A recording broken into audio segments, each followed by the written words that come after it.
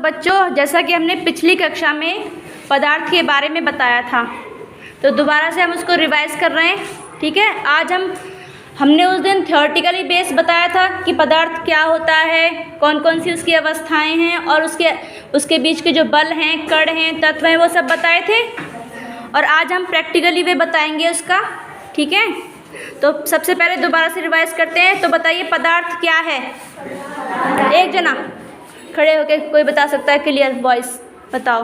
पदार्थ वह है जो स्थान व्यक्ति है, जिसमें भार होता है और उसे हम अपनी ज्ञान इंद्रियों द्वारा वो कर सकते हैं, पता लगा सकते हैं, उसको महसूस कर सकते हैं। ठीक है, जिसे हम अपनी ज्ञान इंद्रियों के द्वारा महसूस कर सकते हैं। वेरी। और फिर हम पढ़ते हैं पदार्थ की मौलिक इकाई। पदार्थ की मौलिक इकाई कौन सी हैं? सूक्ष्मतम कण। पदार्थ का सूक्ष्मतम कण कौन बताएगा मुझे? हाँ बताओ ऋषभ। पदार्थ का सूक्ष्म कण परमाणु होता है। परमाणु होता है, वेरी गुड। ठीक है, और उसके बाद परमाणुओं से मिलके बना है अणु। वायु भी क्या है? एक पदार्थ। ठीक है, फिर उसके बाद हमारा अणुओं से मिलके बना है तत्व, और तत्व से मिलके बना है यौगिक।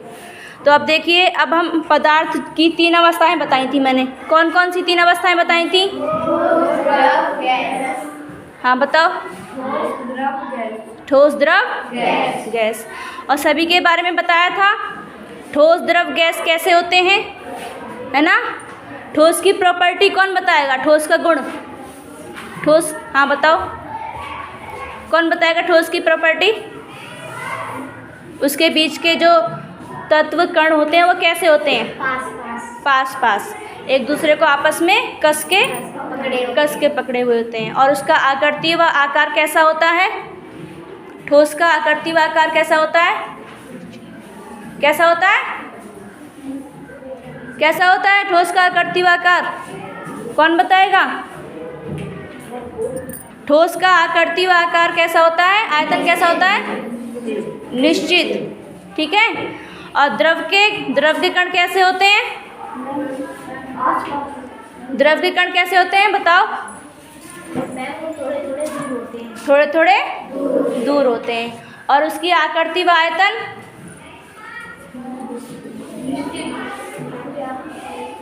निश्चित। आकृति निश्चित नहीं होती, लेकिन आयतन निश्चित होता है।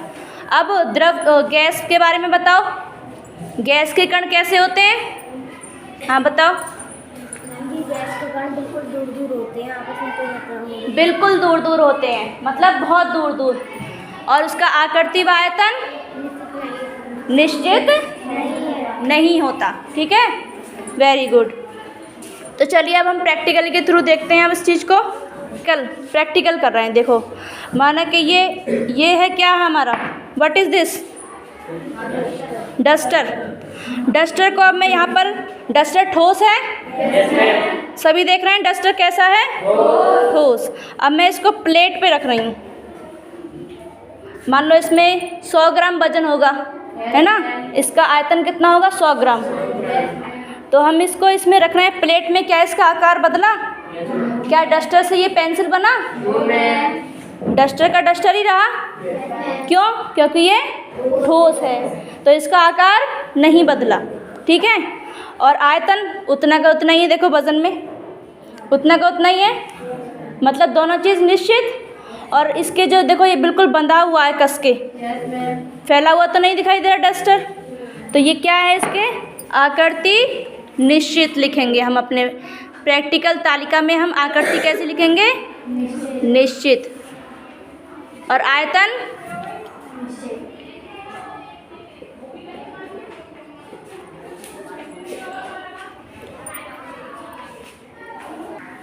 तो इसकी आकृति निश्चित और आयतन निश्चित। और ठोस का आकर्षण बल सबसे अधिक। चलिए नेक्स्ट स्टेट पदार्थ की कौन सी है? द्रव। तो अब देखिए, ये बोतल का पानी हमने ग्लास में कर दिया। पहले बोतल के आकार का था पानी। अब आयतन बताने के लिए कि आयतन कितना है, तो आयतन देखिए, हमने आधा गिलास पानी लिया है, ठीक है। इसकी जो निशान है इस गिलास के, इस गिलास तक हमने पानी लिया है, इतना इसका आयतन है। अब इसकी आकृति पहले बोतल में थी तो बोतल की तरह थी, अब गिलास में तो देखो गिलास की तरह आकृति हो गई इसकी। अब हम इसी पानी को इस प्लेट में डाल रहे हैं, तीनों खानों में, तीनों जो इसके बने हुए हैं खाने, इसमें हमने पानी डाल दिया। तो देखिए पानी का आकार चेंज हो गया, स्क्वायर स्क्वायर और ये रेक्टेंगल की तरह। इससे हमें क्या पता लगता है कि द्रव की आकृति अनिश्चित है। द्रव की आकृति अनिश्चित लिख दीजिए इसमें, इस बॉक्स में हमने अनिश्चित लिख दिया, क्योंकि हमें पता लग गया कि जो हमारी पदार्थ की दूसरी अवस्था कौन सी है, द्रव। तो द्रव का हमने जब इस तरह से पहले गिलास में डाला आधा गिलास, फिर हमने प्लेट में डाला, तो उसी वस्तु का उसने आकार ले लिया द्रव ने। अब देखते हैं कि पानी हमारा कहीं कम तो नहीं हो गया। हम इसमें पानी डाल रहे हैं,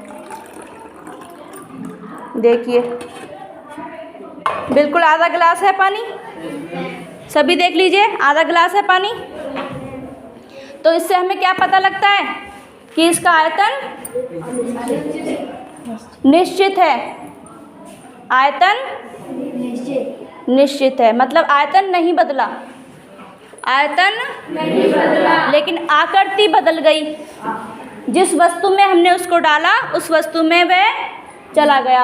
अब देखिए जब गिलास में था, तो अब हम बात करते हैं आकर्षण बल। आकर्षण बल मतलब कण, कण जो इसके जो अणु परमाणु हैं वो आपस में जो उनका बल है वो कैसा है, ठीक है। ठोस का तो बहुत ही कस के पकड़े हुए थे, जब भी तो वो ठोस था, इसको तोड़ना थोड़ा मुश्किल रहेगा, तोड़ सकते हैं लेकिन थोड़ा सा मुश्किल, ठीक है। अब द्रव कैसा था, इसके आकर्षण बल यानी कि इसके तत्व कैसे थे, के कण हैं वो आपस में हमने देखा जब बोतल में थे तो बोतल के आकार के हो गए, गिलास में डाले तो गिलास के आकार के, और प्लेट में डाले तो प्लेट के आकार के। मतलब जो फैल गए ना, जिस चीज़ में हम डाल रहे हैं उस चीज़ में वो उसी वस्तु के आकार जैसा फैल रहे हैं उसके कण। तो क्या है, इसके कण ठोस की तुलना में थोड़े से कम मजबूत होते हैं, ठीक है। तो इनका बल थोड़ा सा कम होता है, ठोस से कम।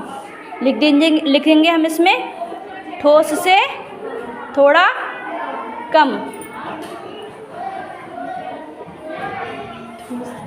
ठोस से थोड़ा कम, या लिख देंगे ठोस की तुलना में कम।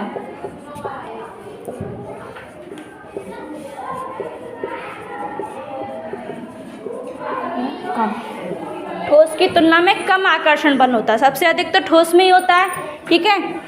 अब हम नेक्स्ट स्टेट कौन सी है हमारी पदार्थ की, गैस। अब गैस का पता लगाएंगे, ठीक है। अब देखिए यहाँ पे हमने एक धूप बत्ती ली है, इसको हमने जला दिया, ठीक है। अभी गैस यही तो है जो धुआं है, जो हम सांस लेते हैं, जो हमें दिखाई नहीं देती है, पर ये हमें दिखाई दे रही है क्योंकि इसमें थोड़ी सी कार्बन की मात्रा है, इसलिए हमें वो दिखाई दे रही है, ज्वलनशील पदार्थ है, ठीक है। तो देखिए अब इसका ये धुआं निकल रहा है, कमरे में है तो पूरे कमरे में फैल रहा है। इसे पकड़ के दिखाओ, कोई पकड़ सकता है इस धुएं को? कोई इस धुएं को पकड़ सकता है? जोर से बोलो। नहीं पकड़ सकते। अब ये कमरे में फैल रहा है, इसके जो कण हैं पूरे कमरे में फैल रहा है, तो मतलब इसकी आकृति अनिश्चित, और आयतन तो अब ये जलते जलते बिल्कुल ख़त्म हो जाएगी, धीरे धीरे राख बन जाएगी जलते जलते। अगर इसी तरह लगातार जलती रही तो ये राख बन जाएगी। तो हम लिख देंगे आकृति व आयतन दोनों अनिश्चित हुए इसके। और जो बल है, बल मतलब इसके जो तत्व हैं, कण हैं, अब ये पूरे कमरे में मैं लगा रही हूँ, देखो चारों तरफ फैल रही है। अब फैल के पूरी गायब हो जा रही है, किसी को दिखाई नहीं दे रही है ना, पूरे कमरे में ये फैल रही है। तो मतलब इसके जो कण हैं वो आपस में एक दूसरे से बहुत दूर भाग रहे हैं, किसी ने किसी को नहीं पकड़ा हुआ। तो इस तरह से हम कहेंगे तो जिसका आकर्षण बल होता है वो सबसे कम होता है, सबसे कम होता है। अब आज हमने प्रैक्टिकली वे भी देख लिया, ठोस द्रव गैस। ठोस का आकृति व आयतन निश्चित होता है और इसके आकर्षण बल सबसे अधिक होता है। आकर्षण बल सबसे अधिक होता है। और द्रव का भी हमने देख लिया प्रैक्टिकल करके, द्रव का आकृति व आयतन अनिश्चित, आकृति अनिश्चित और आयतन निश्चित। निश्चित। और इसके आकर्षण बल ठोस की तुलना में थोड़ा कम होता है। और गैस के बारे में बताओ, गैस का आकृति व आयतन अनिश्चित। और इसका आकर्षण बल सबसे कम।